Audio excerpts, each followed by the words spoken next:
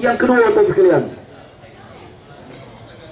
cabaran besar kita dalam pilihan raya ke-13 ialah bagaimana kita nak guna kuasa yang ada pada kita untuk buat perubahan. Jangan musuh dengan parti politik. Kita rakyat, parti politik ini ialah parti yang kita berjuang untuk bela rakyat, bukan bela ahli parti. Walaupun tuan-tuan ahli UMNO, jangan musuhi PAS. Sebab semua parti politik dia berjuang untuk bela nasib rakyat. Kalau menang, sebagai contoh katalah, tuan-tuan kena cukai pintu. Katalah contoh,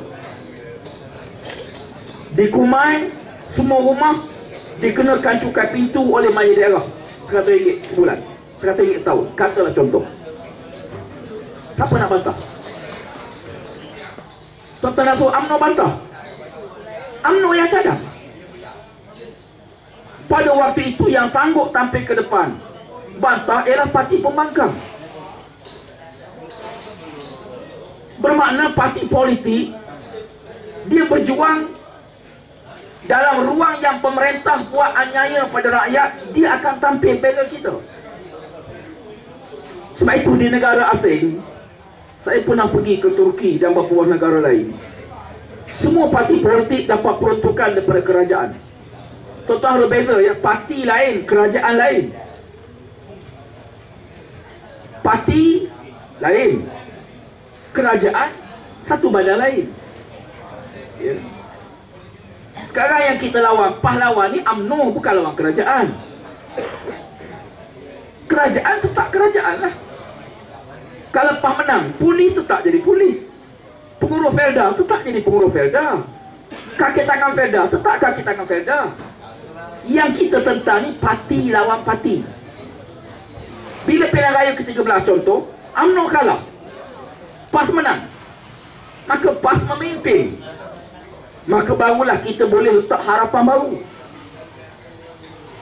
Kalau pilihan raya 13 UMNO juga menang, Barisan Nasional tetap menang, tuan-tuan tak perlu fikir apa, benda yang sama. Tak perlu letak harapan, tak perlu nak tengok perubahan, benda yang sama je akan berlaku. Lepas pilihan raya, harga minyak akan naik. Tentu kita tahu dah. Kalau tuan-tuan nak tengok harga minyak turun, undi Pakatan Rakyat, baru kita boleh fikir perubahan. Kalau menang Pakatan Rakyat, tiba-tiba harga minyak tak turun, katalah contoh, kita janji kita menang, pertama harga minyak akan turun. Saya baru balik pada Saudi. Saudi peluang minyak macam Malaysia. Saudi negara OPEC, Malaysia bukan negara OPEC. Negara OPEC terikat dengan harga yang ditentu oleh kesatuan OPEC. Malaysia tak termasuk negara OPEC, walaupun pengeluaran kita 1 juta ton sehari. Bermakna kita boleh jual minyak kita.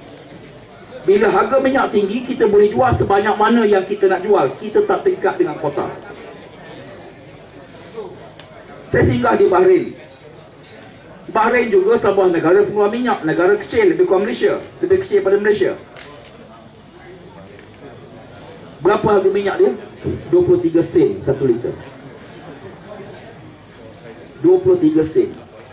Minyak diesel hanya 23 sen. 36 sen minyak petrol. Berapa road-tax kereta dia? Tak ada. Malaysia ni bukan road-tax, tuan-tuan. Road-tax cukai jalan. Sepatutnya kereta yang besar lagi mahal lah cukai, sebab kereta ini merosakkan jalan. Di Malaysia, pelik, bukan road-tax. Di Malaysia, kereta yang CC besar, road-tax tinggi. CC rendah, road tax kecil. Jadi bukan road tax, CC tax. Kalau road tax, dia sama. Bila dia guna jalan, lori besar, bas, road tax dia rendah. Pengangkutan awam, road tax dia rendah, padahal dia berniaga. Di negara-negara pengeluar minyak lain, road tax free. Tak ada road tax. Tak apalah, kita bukan menentang road tax, tapi nak sebutnya negara Malaysia bukan negara miskin. Kita kaya, tuan-tuan.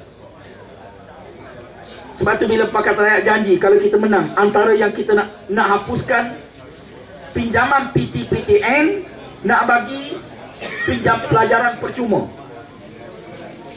Pak Khabar UMNO marah, kata mana mungkin negara akan